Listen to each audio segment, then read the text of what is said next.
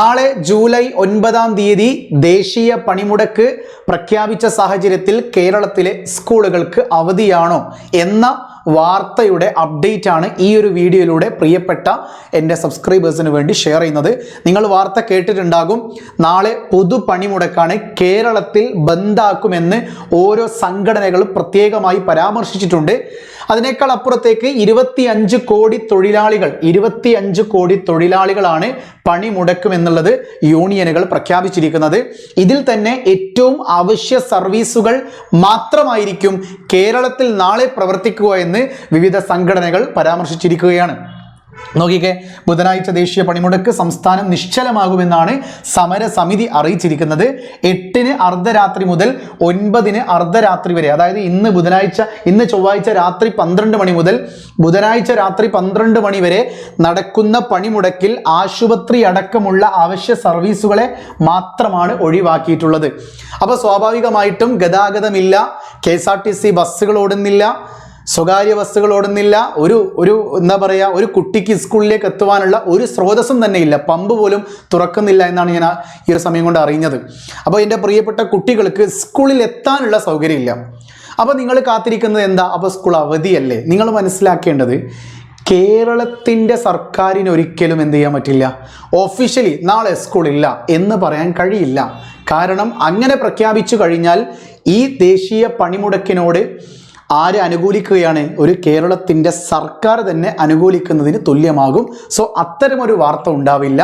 നിങ്ങളുടെ class ഗ്രൂപ്പുകളിലെ teachers അറിയിച്ചിട്ടുണ്ടാകും, മക്കളെ നാളെ ദേശീയ പണിമുടക്കാണ്, ഇന്ന കാരണം കൊണ്ട് നാളെ സ്കൂൾ പ്രവർത്തിക്കുന്നതല്ല എന്ന ഒരു മെസ്സേജ് നിങ്ങളുടെ ഗ്രൂപ്പിൽ വരുന്നത് വരെ നിങ്ങൾക്ക് നാളെ സ്കൂളുണ്ട്.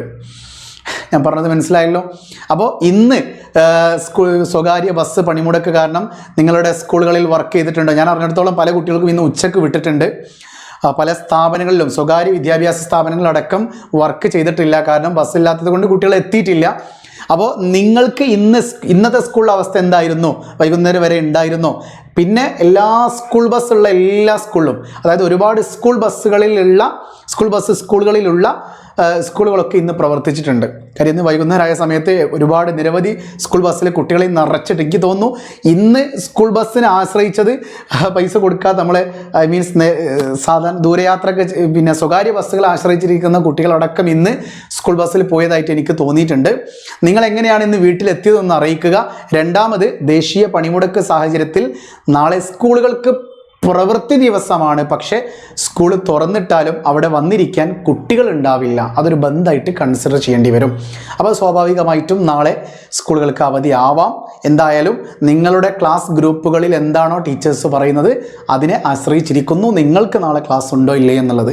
ഇനി ടീച്ചേഴ്സിന് വേണമെങ്കിൽ എന്ത് ചെയ്യാം, നാളെ രാവിലെ തൊട്ട് വൈകുന്നേരം വരെ സൂം മീറ്റിംഗ് നടത്താം. അതുകൊണ്ട് നോക്കുക എന്താണ് നടക്കുക എന്നുള്ളത് കേട്ടോ. എന്തായാലും അവധി പ്രഖ്യാപിക്കില്ല, അതൊരു സത്യസന്ധമായുള്ളൊരു കാര്യമാണ്. ഓക്കെ, നിങ്ങൾ അതിന് കാത്തിരിക്കേണ്ട. നേരെ മറിച്ച് സ്കൂളുകൾ ടീച്ചേഴ്സ് പോലും വന്നിരിക്കുക എന്നുള്ളത് ഒരു ചോദ്യചിഹ്നമാണ്. നിങ്ങളുടെ സ്കൂളിൽ എന്താണ് അറിയിച്ചത് എന്നുള്ളതൊന്ന് കമൻറ്റ് ചെയ്യാൻ മറക്കല്ല കേട്ടോ.